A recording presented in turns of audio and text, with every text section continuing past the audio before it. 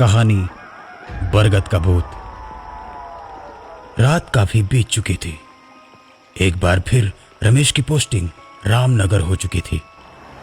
क्योंकि सुबह रमेश को इलेक्शन की ड्यूटी पे जाना था, इसलिए आज की रात उसका पुलिस स्टेशन पहुंचना बेहद जरूरी था। बस से उतरते ही रमेश ने आसपास देखा तो कोई सवारी नजर नहीं आई, तो वो पैदल ही जाने लगता है। कोई बात नहीं, 1 किलोमीटर की ही तो बात है, जल्दी ही पहुंच जाऊंगा। रमेश अपना बैग और बंदूक लिए तेजी से चल रहा था और जैसे ही बरगद के पेड़ के पास पहुंचा, पीछे से एक आवाज आई, आ गए तुम। रमेश डर जाता है। पीछे मुड़कर देखता है तो कोई नहीं है। फिर जैसे ही सामने मुड़ता है तो देखता है कि बरगद के पेड़ के नीचे कमलनाथ हवा में खड़ा है। उसकी आंखें नीली, कंधे पर बंदूक और खून से सनी वर्दी।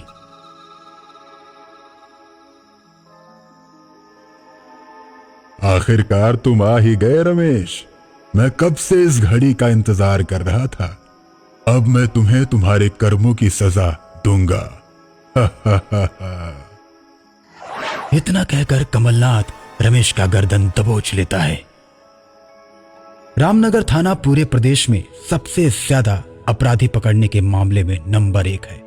कोई भी चोर चोरी करने से पहले 100 बार सोचता है कि चोरी करूं या नहीं, क्योंकि रामनगर थाने के नए दरोगा कमलनाथ की ईमानदारी और निडरता के आगे किसी की नहीं चलती।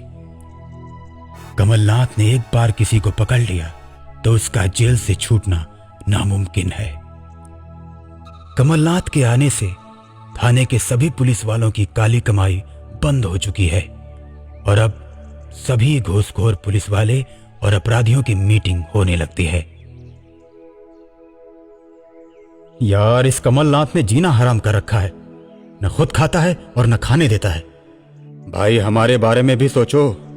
पहले हम कितना मुनाफा कमाते थे और आप लोगों को भी देते थे, लेकिन जब से ये दरोगा कमलनाथ आया है, हमारा तो कोई माल पुल पार ही नहीं कर पाता। ये जब तक रहेगा तब तक हम लोग भिखारी ही रहेंगे। सब लोगों की बात खत्म हो जाने के बाद रमेश बोलता है, अरे आप सभी लोग निश्चिंत रहिए, कमलनाथ का कुछ हल जरूर निकलेगा। और अगले दिन रामनगर थाने में सभी पुलिस वाले मौजूद रहते हैं कि तभी दरोगा कमलनाथ के टेबल पर फोन बजता है। Jai Hind sir, head constable Ramesh sir. Sir, Lakshmanpur पुल से बालू के ट्रक पार किए जा रहे हैं, जल्दी आइए सर। कमलनाथ बिना किसी सिपाही को लिए बुलेट पर सवार होकर लक्ष्मणपुर पुल की तरफ बढ़ जाता है। लक्ष्मणपुर पुल से पहले एक बरगद का पेड़ पड़ता है। वहीं पर रमेश अपनी गाड़ी के साथ खड़ा है। कमलनाथ रमेश को देखकर अपनी बुलेट रोक देता है और बोलता है, अरे रमेश, यहाँ क्या कर रहे हो? पुल तो आगे है ना। सर, हमने सोचा कि ट्रक को यहीं पकड़ लेंगे, इसलिए यहाँ रुक गए हम। कमलनाथ थोड़ा सोचने के बाद बोलता है, सही कह रहे हो, हम ट्रक को यहीं पकड़ेंगे, आने दो ट्रकों को। कमलनाथ अभी इतना बोलता ही है कि तभी ट्रकों के मालिक कमलनाथ के गले में पीछे से रस्सी बांध देते हैं। रमेश, बचाओ बचाओ मुझे, रमेश बचाओ।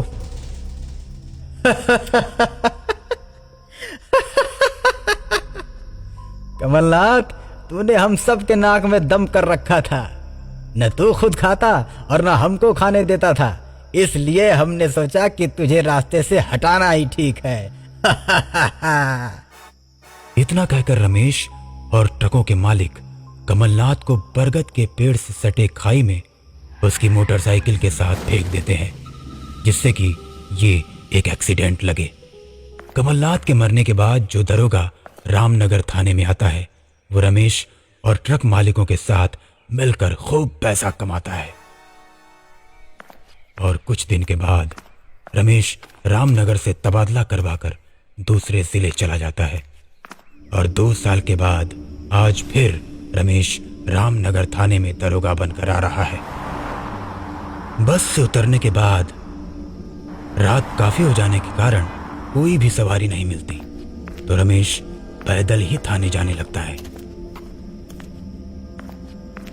पैदल चलते चलते जैसे ही रमेश बरगद के पेड़ के पास पहुंचता है तो पीछे से आवाज आती है, आ गए तुम? रमेश डर जाता है। पीछे मुड़कर देखता है तो कोई नहीं। फिर जैसे ही सामने मुड़ता है तो देखता है कि बरगद के पेड़ के नीचे कमलनाथ हवा में खड़ा है।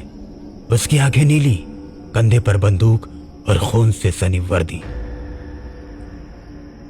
आखिरकार तुम आ ही गए रमेश। मैं कब से इस घड़ी का इंतजार कर रहा था। अब मैं तुम्हें तुम्हारे कर्मों की सजा दूंगा।